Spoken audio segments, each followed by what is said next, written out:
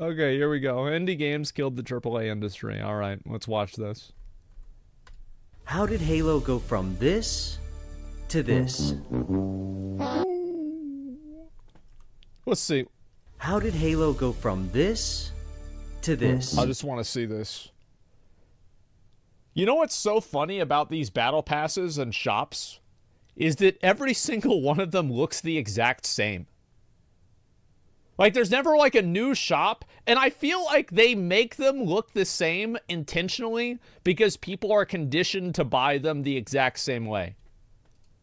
4,000 And how can a people. game made by one dude in his bedroom have a larger player base than Halo, Call of Duty, and Battlefield combined? To answer these questions, we first need to understand why AAA studios have taken all of their desire to make fun games and just thrown it out the window. Do you guys not have phones? From what I found, it all started a few decades back when the video game industry really became mainstream with the release of Space Invaders. This game took the world by storm. Holy shit. And really put video games on the map. See, companies were... You don't see a crowd like that unless there's a Minecrafter in the store. Holy shit. The world by storm and really put video games on the map. See, companies were scrambling to get a piece of the growing video game industry, and the man who kicked everything off was Space Invaders' only developer, Tomohiro Nishikado.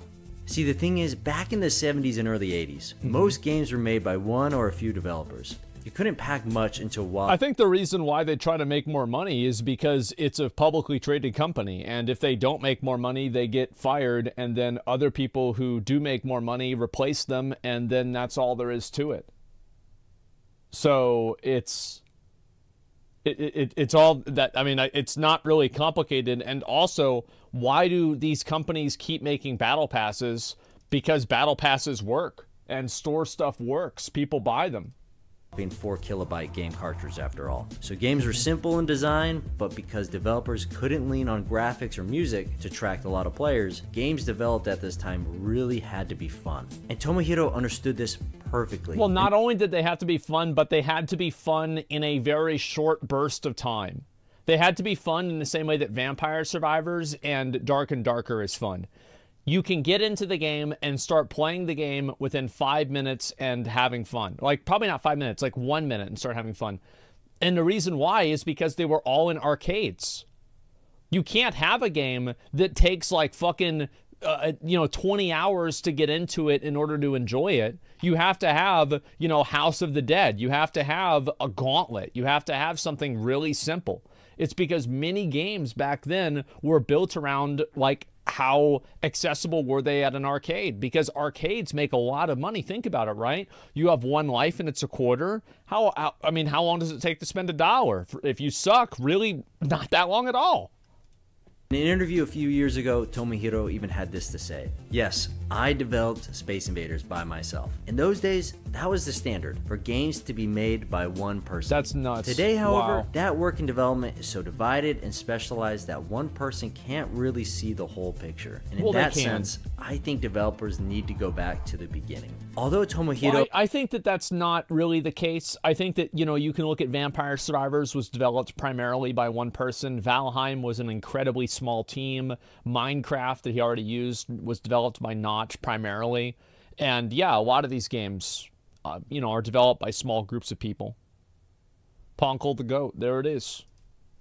Doesn't fully explain what he means by beginning. What I interpret his words to mean is to get back to where each team member understands the vision of the game they are working to create. The video game industry wouldn't be the same without Tomohiro, and I believe he's a huge reason why gaming is what it is today. Space Invaders captivated millions around the world, causing people to fall in love with video games and ushering in the golden age of the AAA game. Over the next few years, technology for making games improved drastically, and games became more sophisticated, requiring more people for development. Couldn't just make a game on your own anymore. The industry was maturing and teams needed all sorts of talent and specialization to make games. I think that you definitely do have AAA games that are AAA games. I think the best recent example of that is God of War Ragnarok. It was a AAA game. There was a massive amount of money and resources put into it. It's an expensive game at a full box price. And I think that many people, Elden Ring is another example, obviously. But I would say, like, Like, even From Software comparatively is much smaller than, what was it, Santa Monica Studios? And, I think, I forgot who actually publishes, I guess Bandai Namco publishes Elden Ring, so Bandai Namco is massive too. But either way, yeah, you can use Elden Ring or you can use God of War. Both of them are good examples. There are good AAA games that come out, but I think the problem is that really, like, think about how much money whoever made Anthem lost versus how much money whoever made E.T. on Atari lost. You invest so much into one of these AAA games that for it not to be a massive capital W, it is just horrible. It can change an entire company. Game studios began expanding at an incredible rate to create more advanced games. So as the 80s and 90s progressed, we see less and less solo developers like Tomohiro producing these great games. Bungie is a great example of this. They only had 3 employees in the early 90s. And together, the 3 of them went on to create a few successful games. Operation Desert Storm, Minotaur the Labyrinth of Crete, and Pathways into Darkness. But they were relatively small and simple. A few more employees were added over the years, and the company grew. Most of the employees were college students with nothing but the desire to make fun games. Probably inspired by developers like Tomohiro. As Chris Butcher put it, the culture of Bungie is pretty simple. There's a bunch of college kids who wanted to drink beer and eat pizza and like do amazing cool stuff in their basements. 10 years after the launch of Bungie. Yep, that sounds just about how game development should be. There you go. It's kind of AAA's fault. I think that the problem actually isn't that. I think that, well, I'll give my full thoughts about this, but I think that AAA has become too big to succeed. And I've said this like 100 times, right? So if you've probably heard this 10 times, you're like, oh, fuck, he's going to talk about this again. Yes, I am.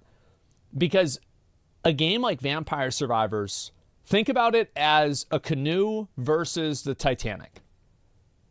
A canoe, if you see an iceberg, you're like, oh, I'm just going to turn and get away from that shit, right? Like, I don't want to go over there. But like, if you're the Titanic and you're going towards that iceberg, it takes a long way.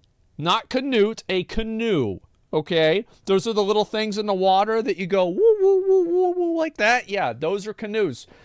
One of those is very easy to turn. And having a small, agile group of people that can easily change things based off of consumer feedback is, in my opinion, necessary for success in the industry now.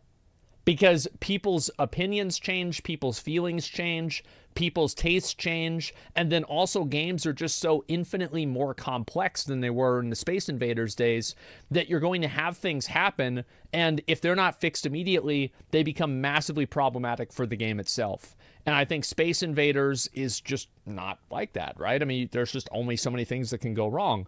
And so now there are infinitely more complexities, but there are also infinitely more bugs because you can just never test every interaction realistically. So with these smaller companies, they're able to easily just like make new content because there's less red tape, there's less barriers, there's less everything. Versus like Blizzard, for example, if Blizzard wants to change something, like, you remember seeing this with, like, Ian talking about how they had, like, this, you know, idea of, like, a pipeline and creating modular content and all of this stuff. And it's like they already were making Shadowlands whenever BFA was being received badly. And they were thinking, man, if they didn't like BFA, they're not going to like Shadowlands either. And a smaller industry, a smaller studio can just say, oh, okay, well, let's just scrap this and change it. But Blizzard can't because they have hundreds of people involved in it. You see what I'm saying? That's why. 40 people were doing just that. And from the scrappy team nourished by pizza and beer, Halo was born. Obviously, it exploded in popularity. Yeah, Halo was their first big hit. Halo was the only reason most people bought an Xbox. Yes, I also had a Halo machine. It did, however, get upgraded to a Halo and God of War machine whenever the 360 came out, however. Microsoft, of course, loved it. So more money, talent, and resources were just thrown at not Bungie God of War, Gears to of make War. Halo 2. But even though the team grew in size, the culture was still the same. The Bungie team was passionate about making the best game, and man, they did just that. Halo 2 was released, and people lost their minds over it. That's like, hey, people talk about like Halo, like Elden Ring, for example. Like Elden Ring was hyped up to be like this massive, foundational, huge game that's going to change everybody's lives. And it came out, and it was. It was as good as the hype. It was as good as everybody had hoped for it to be. And beyond that, it was even fucking better. And you know, another game that did that was Halo fucking 2. Halo 2 was so fucking insane for its time. You had online play. Halo 2 was the first time that it really brought console players and the broader gaming audience online. Halo 2 fundamentally changed how video games are played. Halo 3 is a better game, objectively, but Halo 2 was a bigger accomplishment and a bigger triumph for its time. And Halo 2, whenever it came out, everybody was so hyped up for it, and it met every single one of those expectations. It was so fucking insanely good. I played it every day, man. I mean, it was national news. With a successful launch of Halo 2, Bungie was on a pedestal, and people couldn't. Everybody at my school played it. We had like a clan and everything. 2007 finally rolled around, and if you thought the hype for Halo 2 was big, Halo 3 was even bigger. The multiplayer, the campaign, and the community were on a whole new level. Yeah, they took like a lot of the missions or like the custom maps. Like back in Halo 2, if you wanted to do zombies or infected, you had to kind of like do gentleman's rules for this, right? Where everybody starts as like brown, one person's green, and then they swap teams whenever they get killed. And then it's like, oh, you're not swapping teams because you got killed. And there was like always drama with this, right? Because a bunch of 14-year-olds. And like BXR, SWAT, let's see, what are some of the other modes that we had? No, we had Team Rockets in Halo 2.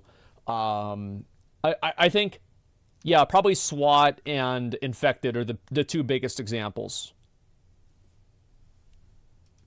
No! It was the pinnacle of gaming. Yeah, so Bungie Halo did it. 3 They was had set amazing. out to create some of the best games of our era and were ready to throw in the towel after Halo 3. The studio had achieved what it set out to do. They were ready to move on. It was really important to us to end on a high note with Halo 3. But of course, Microsoft couldn't let that happen. Halo was the golden goose, and they weren't done with it. So Bungie was asked to create one more Halo game before leaving Microsoft. And Which, to be fair, Halo Reach was really good. And I think ODST was good in its own right. I preferred Reach, but I think that Halo Reach was good. Now, my personal favorite, if I was going to go back and play any of them, would be Halo 3. However, I think Halo Reach was great. that game was Halo Reach. Better than 3 no cap? Halo Reach Maybe it's was nostalgia. a beautiful game. The campaign was emotional, and the Forge was unreal. That said, for me, Halo Reach was better. Was better for me personally because I actually read the original 3 Halo books whenever they came out. I read them in like I was like 14, 9th grade, 2004. I don't think Halo Reach was as good as Halo 3. Right? Don't get me wrong. I think it's a phenomenal game. I mean, it made $200 million on its launch day. No to surprise. many, it was peak Halo. However, for me, I believe Halo Reach wasn't made with as much passion as the previous Halos because the team had already told the Halo story they wanted to tell. Players were pretty sad when Bungie moved on from Halo. And Halo but Reach was a excited to see prequel. what they would do next. And as we watched Bungie give its farewell, Microsoft, behind the scenes, handed the Halo mantle to a new studio, 343. Well, only a year had passed since Reach, and it was announced that Halo 4 would be coming out in 2012. At the time, most of us didn't think about Halo 4 being made by another developer as being too big of a deal. We were just I think that most of us were probably like, because I played Halo 4, I didn't buy Halo 4 because at that time I was just playing WoW. I was all the way in on WoW and I didn't really give a shit about playing console games anymore. But I played it over at Jeff's house a pretty good amount. And Halo 4 was good. Like, I remember playing it and thinking it's not as bad as people are saying it is. But if I remember right, Halo 4 shipped and it didn't have ranked mode or something like that, right? Like, there was some massive element of Halo 4 that just didn't get released on launch. Let me see if I remember that. Halo 4 was okay. No multiplayer. Yeah, it was something fucking no split screen. Yeah, something massive was missing. And that's the kind of stuff that really killed the game too. Because split screen is like, I mean, how many of you guys played Halo split screen? Me and Zach, Mikkel, like the first game that we played together was Halo 1 split screen. It is fucking grandma's house in the den that was basically just a garage with AC in it, and we would sit there listening to Nirvana with this fucking 21-year-old cat that would shit on the floor and nobody cared because it's 21 years old. We're not going to get rid of it. It's not going to learn now. That's all there is to it. And we would sit there and we'd play Halo 1, man. It was so fucking good. And Halo 2 came out. It was even better. Excited for more Halo. And on launch day, the hype clearly had a big impact on Halo 4 because it made $220 million. Which was more than Players Halo were Reach. eager to continue the story of Master Chief. But something was different. The gameplay was different. It just felt off. I mean, it looked like Halo. Well, didn't I feel like Halo 4 had loadouts, right? Like, all of this has been such a long time ago. And as somebody who didn't play it super intensively, I remember it had, like, yeah, it had loadouts. Halo didn't have loadouts before then. If people wanted loadouts, they would have played Call of Duty. Like, in Halo, you started off with a pistol or an assault rifle or an SMG, and then you pick up the sniper rifle, you pick up the rocket launcher, and you use that. But it didn't feel like and Sprint Halo. too. And only after a few months in, players started dropping like flies, flocking back to Halo 3 and Reach. At the time, players thought that maybe it was just a fluke. 343 was learning the ropes and got caught up in that Call of Duty hype. Halo 5 will be different. 343 learned their lesson. Halo 5 rolls around and it makes $400 million in its first 24 hours. So people loved it. You have to also keep in mind, like, all of these amounts of money that the games make, keep in mind that this is with inflation. So, like, the amount of money that they make, the amount of people that are able to afford this game becomes more every year. So it's not just a $180 million difference. It's a little bit less than that. Right? Nope. No co-op campaign, overly aggressive and competitive multiplayer, and no content at launch. How can a company screw up so many things that their predecessors, Bungie, had already paved the path for? Players at this point just hoped 343 was going to learn from their mistake. I think that also, like, a really big factor for this too is the fact that a lot of the people that played Halo 1 and 2, by the time that Halo 5 came out, these people were out of college. They were in their career. They're working. They might have a family at this point. They're just simply not going to be investing a lot of their time into playing video games, period. And obviously, whenever the Master Chief Collection came out, like, people played Halo 3 a lot, but there's not a lot of people playing Halo 3 now that much. Halo 2 now that much? No, I think that really the truth is that, you know, this style of game also kind of got outdated. And I think, like, I didn't really play a lot of Halo Infinite. I think I played it for, like, fucking, like, maybe, like, 20 minutes or something like that. But I have no idea.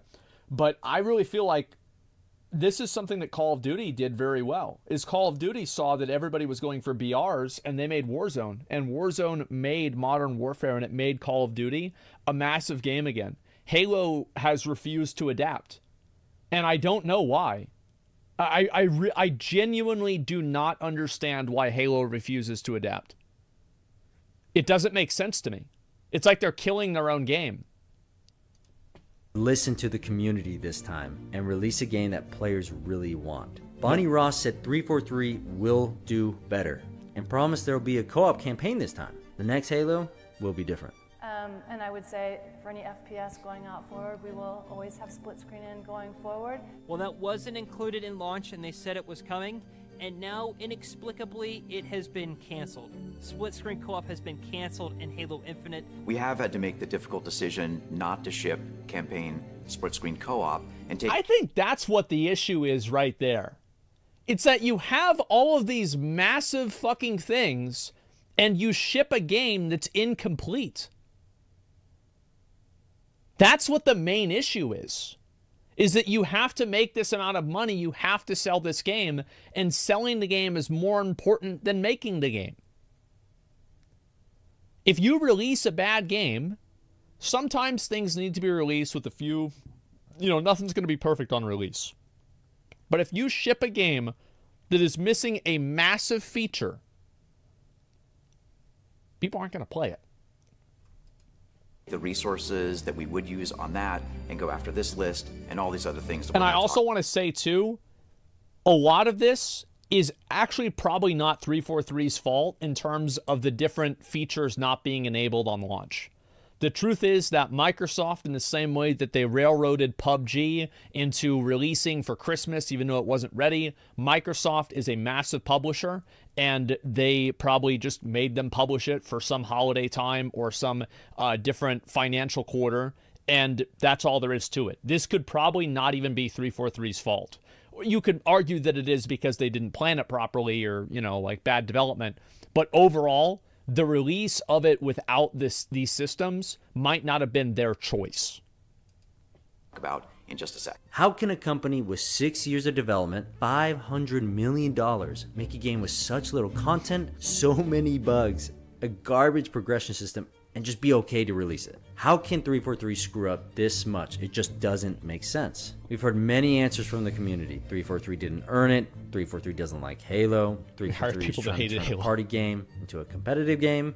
All valid answers. But you would think that if 343 really cared, they would figure out how to make a good Halo game. However, the main reason why 343 just can't make a good Halo game is something about the company is fundamentally broken. I think that a huge factor is just simply because that they're getting pushed to publishing dates that make them cut corners on the game.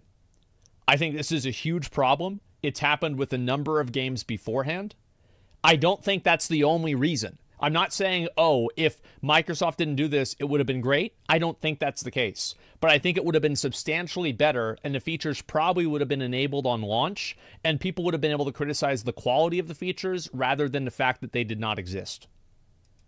Compare 343 to Bungie. So Bungie's entire company culture revolved around making the best game possible. This drove them to make Halo bigger and better each release. 343's focus, on the other hand, revolves around money and how they can make more of it. Every Halo game they release has less content and has gotten worse. Even indie games don't have problems with creating a progression system, yet multiverses and Splitgate just fucking blow Halo Infinite out of the water. You don't even have a progression system. It's easy to see the difference in quality between these two studios, but it's not as easy to see why there's a difference. And this is why 343 doesn't have the capacity to make a good game. The leaders of the company don't put quality of the game first. Well, there's no innovation in the game. That's what the real problem is. Is that I feel like with a lot of Halos, a lot of the recent Halo games that I've seen, and I have a limited understanding of this, so please, if I'm ignorant of this, you know, you can discount what I'm saying, but from my observation, it seems as though the Halo games made by 343 do not have a tremendous amount of innovation. Like, for example, Halo 3 didn't have a lot of innovation. I think Halo 2 for its time was more innovative than Halo 3. However, it was perfect in the ways that it doubled down on. And I think Halo 4, you know, like trying to take things from other games and apply them into their game, and then also not following the trends because they don't really understand what makes these things popular. They only understand that they are popular. It's like, for example, it's like in math homework, whenever you copy somebody's answer, but it doesn't mean that you know how to do the problem. And I think this is kind of what happened with Halo. Put money first. And this culture of money first thinking trickles down to everyone. Even if you are a 343 developer that just loves Halo. Any reward as an employee only comes when your work is furthering the goal of making more money, not the best game. Yes. All the details are... I love it. This is the first time? Oh, so you're really hoping it doesn't crash, right? That's fantastic. Now, I haven't answered a very important question. Why wouldn't 343 prioritize making the best game? Won't that make you more money as a company? At first glance, this seems obvious. Make a good game, you'll make money. Oh, right? man, let's settle down here. If you make a great game and you have a marketing budget, then sure, you're bound to sell copies. But large AAA companies discovered a way to make more money than ever before without necessarily making a great game. Live service games. You may have noticed that an increasing number of AAA... By the way, I want to say that the way I diverge from this is I love live service games because it means they continually grow and get updated.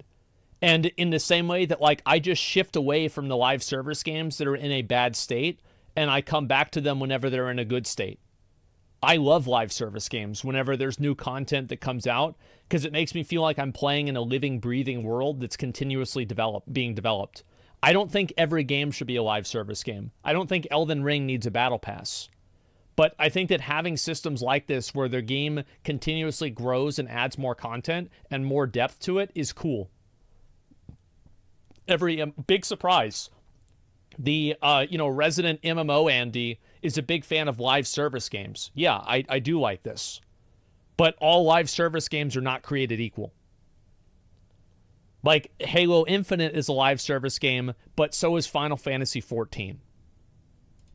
The games launched live service games with battle passes and content roadmaps. Yep. Why? They make a lot more money after launch day. They do. Thanks to microtransactions. True, you no longer just make money when people purchase your game. It's not one and done. You can make money now during its entire lifespan. The developer is inclined to continue supporting the game and its community long after launch. But it doesn't help that 99 out of 100 live service games coming out these days are only that way because executives are rushing out unfinished products, and most of these games just end up in the AAA graveyard next to Anthem. Still, and that's what's so bad, man, is that whenever a game like that fails, it's so damaging.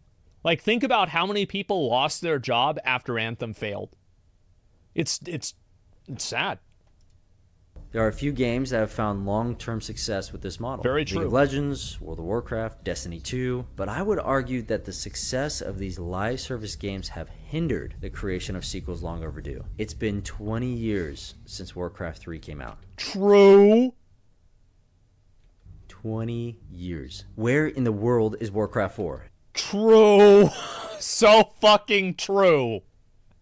The reason Blizzard hasn't made it yet, despite Warcraft 3 being so successful, is because they haven't figured out how to make it a live service. Nope, that's not why. No, I completely disagree with this. StarCraft 2 is a live service. Are they making StarCraft 3? No, they're not. The reason why they're not making StarCraft 3 is because RTS games are dead. The genre is dead. Like, that's the reason. It's not any other thing besides that. Listen, I can go and I can bring a box of games that you can install onto Windows 95 that are RTS games. Okay? Red Alert, Pharaoh, Age of Empires, I can go on.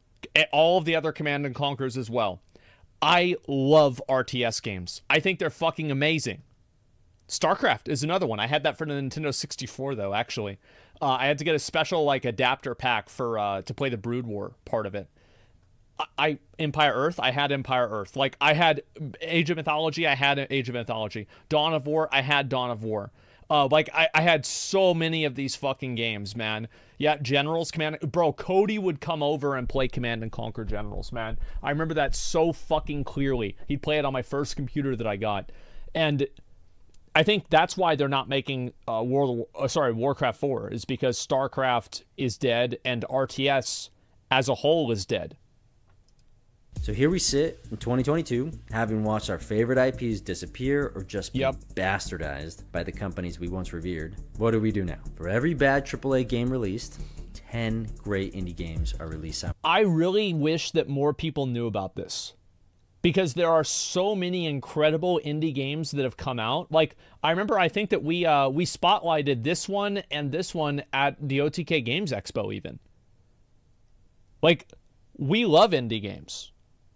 I'm a huge fan of this stuff. I think it's incredible. So it's not like it's gone. Simultaneously. I mean, why is the Untitled Goose Game the best stealth game I've ever played? My boo! Hey! I'll just take this. Why is Hollow Knight, with its dreary atmosphere and tight gameplay, the best Metroidvania? And why is a roguelite indie game about escaping hell over and over sound simple, but play just so perfectly? Because the gameplay is good, and the gameplay is all that fundamentally matters.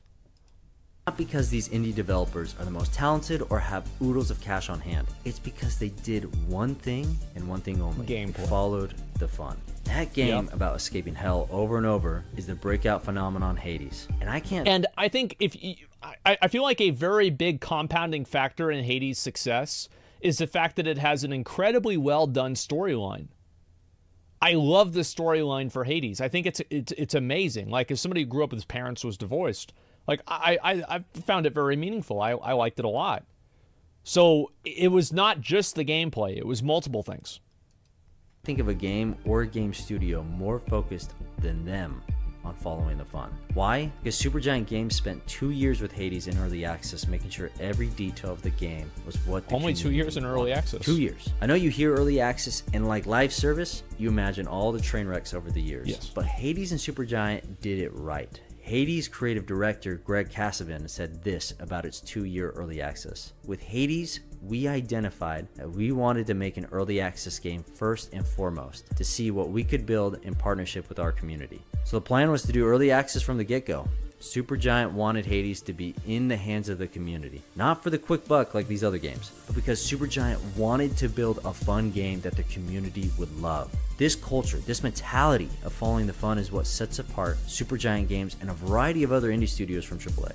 Us gamers really only want one thing: to play a fun game, yeah, alone, just want to play with a game. our buddies. And indie studios really understand this concept because they're gamers too. Indie studios these days... This is actually a huge reason why Dark and Darker exists. And it's even the devs and the guys that make the game have even said, they're like, yo, we're guys that love gaming. We don't like where it is right now, and we're here to change it. It's great. Are reminiscent of Tomohiro or the original Bungie team. Solo or small team developers who are focused on building something they or the community actually want to play. We seem to have come full circle. Yes, new tools have made it easier than ever to make games, and yes... And I think that the new tools that make it easier than ever to make games are actually very much being underplayed in how much they open up the ability for people to publish their games. Like, for example, in the 80s, how could you really self-publish a game if you were the Dark and Darker team? Well, you'd have to go through Nintendo, you'd have to go through PlayStation or something like that, or at that time, I guess, Atari or Midway or something. But now, you can self-publish a game. The barriers to entry are so much lower and so much easier for you to get your game in the hands of other people. Yeah, Sega, Konami, yeah. It's just completely opened it up in a massive way, and I think it's a great thing. Has made publishing games incredibly simple. But that's not the main reason we are entering the golden age of indie games. If it was, the 100th Minecraft copycat would be rolling in money right now. The reason why indie studios are dominating the video game industry is because indie studios have what AAA studios don't have. They're dynamic. The right culture and a desire to follow the fun. Yeah. No matter what, that's who Bungie is. We're always going to make what we want to make, and we're going to make it a game that we want to play. And Bungie fucking stood behind that shit too whenever they left Microsoft. Like, they said, fuck you, we're going to do our own thing. Yeah, we're done with this. Not conference, right? Yeah, let me link you guys. Yeah. They dropped their mic and they fucked off. Yeah, exactly. And Activision? Yeah. And then went to Activision? Well, I mean, I feel like a lot of the people that play Destiny are happy with the way the game is. Like, am I crazy? Yeah, I definitely feel that way. By Sony? Yeah. And, no, they're not at all. Yes, it's boring. Really? Well, I guess maybe that's not a good example. I never played Destiny 2. I have no idea. I feel like the people that like it really like it. The people that don't, I guess, don't. It's hard to say. And Destiny's even better now that Bungie's solo again. Yeah, some people say that. Maybe some people don't. It's impossible really to say for sure. But I think this is a great video. I can see why it's so popular despite it being from a very small content creator. So I'll go ahead and I'll give them a sub and I'll give the video a like. I think this is a great thing. And the fact that indie games are getting more popular now and the barrier to entry is so much lower and just a few guys with a dream can make a game happen much more easily than they could in the 90s and even really the 2000s with how much distribution has changed and everything about that. You don't have to worry about physical copies anymore. This is fucking amazing. And we are going to see so many good games come out. I'm very happy to see it.